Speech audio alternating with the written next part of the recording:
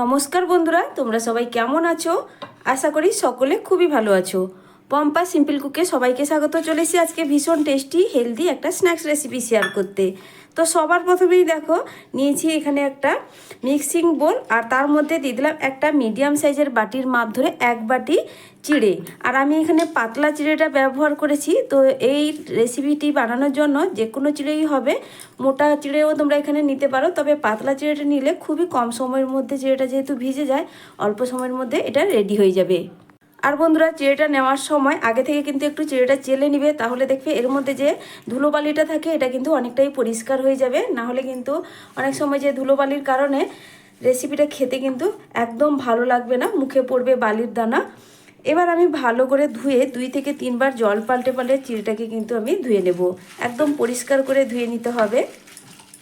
আর এটা এতটাই টেস্টি হয় যে বাড়ির বড় থেকে ছোট সবাই ভীষণ পছন্দ করবে। আর ঝটপট যেহেতু বানিয়ে নেওয়া হয়ে যায়, বাড়িতে আসা হঠাৎ কোনো অতিথিদেরও আপ্যায়ন করতে এই রেসিপিটা একদম পারফেক্ট। তো দেখো এই যে জলটা, এটা কিন্তু আমি ফেলে দেবো, তারপর আবারও 2 বার মতো জল পাল্টে ধুয়ে নেওয়ার পরেই ফিরে আসছি।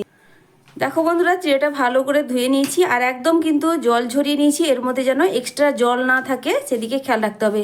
যেহেতু এটা পাতলা চিড়ে, ধুতে ধুতেই কিন্তু চিড়েটা নরম হয়ে যায়। আর এটা কিন্তু কোনো রকম জলে ভিজিয়ে রাখারও প্রয়োজন নেই, তার জন্য সাথে সাথেই আমি জলটা ঝরিয়ে নিয়েছি।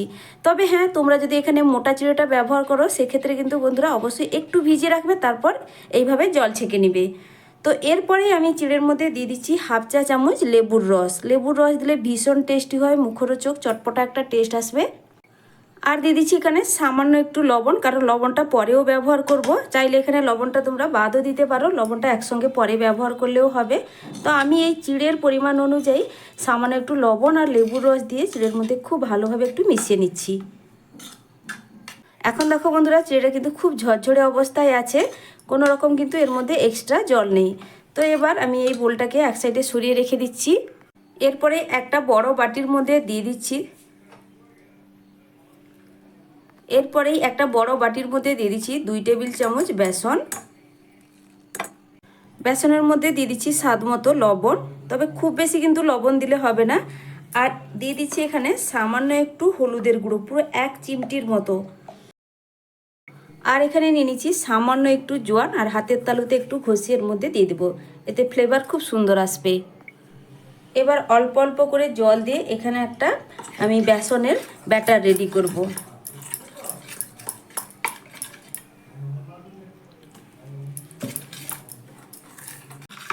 বেসনের গোলা বা ব্যাটার একদম রেডি। আর একটু কাছ থেকে তুলে দেখাচ্ছি, ঠিক এই ঘনত্বের ব্যাটারটা কিন্তু তৈরি করতে হবে, খুব বেশি পাতলা না আর খুব বেশি কিন্তু ঘন না।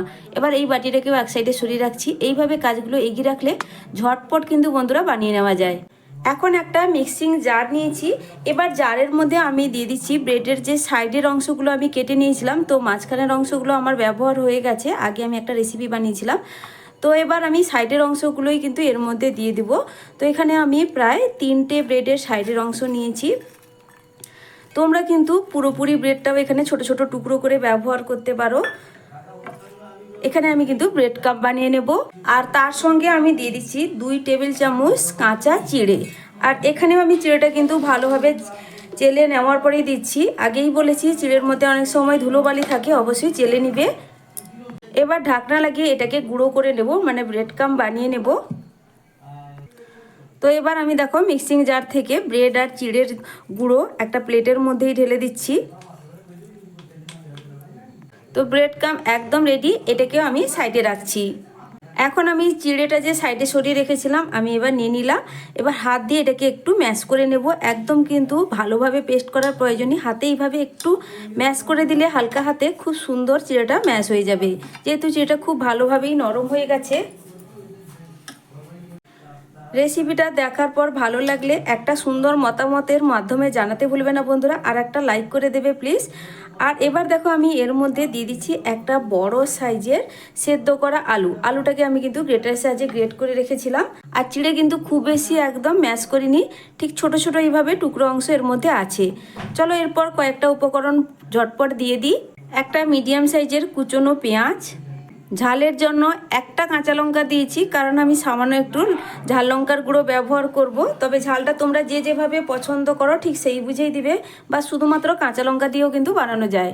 সামান্য একটু ক্যাপসিকাম কুচি, কিছুটা পরিমাণ কুচনো ধনেপাতা, এবার দিয়ে দিচ্ছি স্বাদ মতো লবণ। চিড়ের মধ্যে যেহেতু লবণ ছিল, আমি এখানে কিন্তু বাকি উপকরণ অনুপাতে লবণটা ব্যবহার করলাম। হাফ চা চামচ ভাজা জিরের গুঁড়ো, অল্প পরিমাণে একটু ঝাল লঙ্কার গুঁড়ো, হাফ চা চামচ গরম মশলা। এবার সব কিছু ভালো করে হাত দিয়ে একটু ঠেসে মেখে নেব।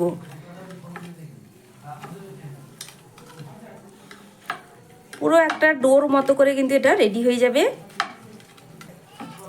এইভাবে যদি বাড়িতে স্ন্যাক্স বানানো হয়, বাচ্চারা সত্যি বলতে ভীষণ পছন্দ করবে। আর বিশেষ করে যারা বাইরের চপ সিঙ্গাড়া খাওয়া পছন্দ করে, তেলে ভাজা পকোড়া খেতে পছন্দ করে, তাদেরও কিন্তু খুব পছন্দ হবে। বাইরের খাবার আনার কথা কিন্তু বন্ধুরা ভুলেই যাবে। আর বাড়ির যে কোনো খাবার আমার ব্যক্তিগত মতে খুবই স্বাস্থ্যকর। তো দেখো এখানে কিন্তু খুব সুন্দরভাবে একটা ডো রেডি হয়ে গেছে। এবার হাতটা পরিষ্কার করে আমি কিন্তু এখন ধুয়ে নেব। হাত ধুয়ে নেওয়ার পর সামান্য একটু হাতে তেল লাগিয়ে নিচ্ছি। এবার এখান থেকে আমি লেচির মতো করে কেটে নিচ্ছি। আর দেখো বন্ধুরা, আমি লেচিটা ঠিক এই সাইজ করে বানিয়ে নিলাম। তারপর হাতের সাহায্যে একটু গোল পাকিয়ে নেব।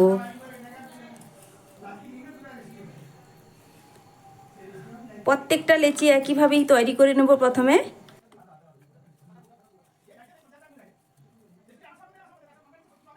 এইভাবেই সবগুলো প্রথমে রেডি করে নেব। আমার এখানে দেখো বন্ধুরা, সবগুলোই তৈরি করা হয়ে গেছে। তারপরে আমি যে আগে থেকে বেসনের গোলাটা রেডি করে রেখেছিলাম, এবার ঝটপট কিন্তু আমি বানিয়ে নেব। এই স্ন্যাক্সগুলো প্রথমেই রেডি করে নেব, তাহলে কিন্তু আমার এখানে ভাজতে সুবিধা হবে। তো একটা আমি এই বানিয়ে রাখা কাটলেট বা স্ন্যাক্স, তোমরা যাই বলো, এটাকে প্রথমেই বেসন গোলা জলে এটাকে কোট করে নিতে হবে। তো আমি তোমাদের দেখিয়ে দিচ্ছি, ঠিক এইভাবে কিন্তু আমি কোট করে নিলাম। তারপরে আগে থেকে যে ব্রেড ক্রাম্বটা বানিয়ে রেখেছিলাম এর মধ্যেই আমি দিয়ে দেব, দিয়ে ভালোভাবে এটাকেও কিন্তু কোট করে নেব।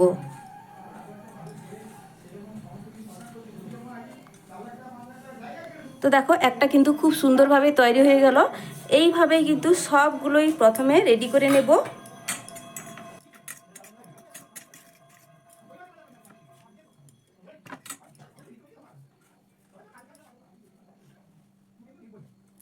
এবার গ্যাসে একটা ফ্রাইং প্যানে কিছুটা পরিমাণ তেল দিয়ে আমি গরম করতে বসিয়ে দিয়েছিলাম। তেলটাও মিডিয়াম গরম হয়ে গেছে। এবার একে একে আমি বানিয়ে রাখা স্ন্যাক্সগুলো তেলের মধ্যে ছেড়ে দেব।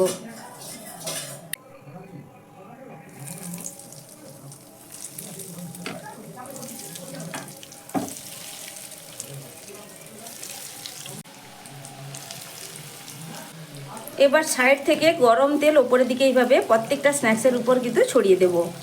তাহলে ওপরের দিকটাও খুব সুন্দর করে ভাজা হবে আর সুন্দর একটা কালার আসবে।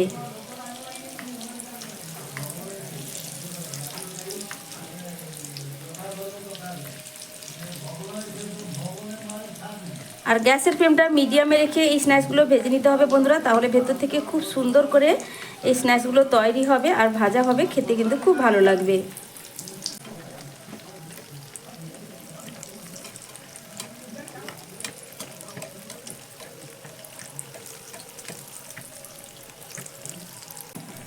এক সাইড সুন্দর একটা কালার ধরে গেছে, আমি এবার এগুলোকে উল্টে দিচ্ছি।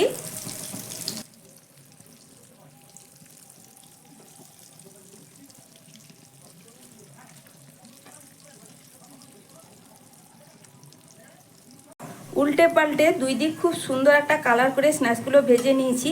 যেহেতু মাত্র এক বাটি চিড়ে দিয়ে আমি বানিয়েছিলাম, একসঙ্গে কিন্তু আমার সব স্ন্যাক্সগুলো ভেজে নেওয়া হয়ে গেল।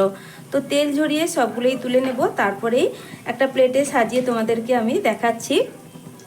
তো বন্ধুরা দেখো, আমি এখানে একটা প্লেটে সাজিয়ে নিয়েছি, সঙ্গে নিয়েছি টমেটো সস।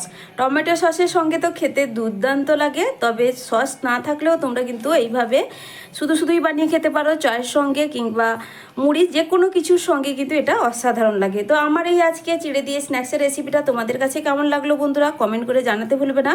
আর যদি ভালো লেগে থাকে তাহলে লাইক শেয়ার সাবস্ক্রাইব করে আমার পাশে থাকবে। আর দেখো ভেতর থেকে খুব সুন্দর করেই কিন্তু এটা তৈরি হয়েছে। আর বাড়িতে বানিয়ে খেয়ে দেখার পর আমাকে কিন্তু কমেন্ট করে জানাতে ভুলবে না রেসিপিটা তোমাদের ঠিক কেমন লাগলো। তাহলে আজকের মতো আসছি বন্ধুরা, ফিরে আসবো নতুন এক রেসিপি নিয়ে। তোমরা সকলে ভালো থেকো, সুস্থ থেকো।